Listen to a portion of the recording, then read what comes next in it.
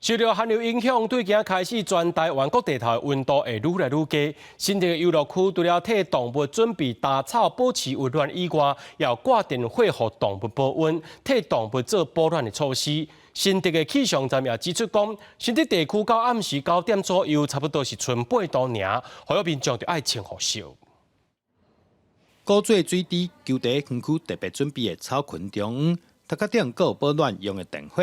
当然，像久嘛同款，老米店室内唔敢出去外口。那除了我们的保暖灯之外，另外也有提供很多的食物，让他们可以增加一些热量。那除了这些之外呢，我们其实只要现场温度低于14度以下，也会让动物自由进出，预防它们的体温流失。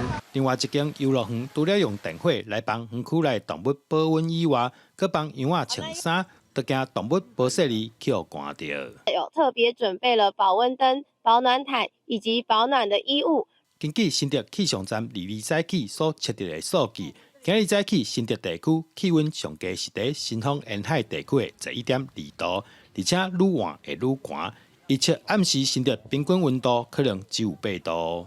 受到冷气团南下的影响，目前的新竹的低温大约是在10度左右。那我们预计就是说，这整个低温还会是持续下降。那明后2天，那预期在整个低温方面有机会达到10度以下。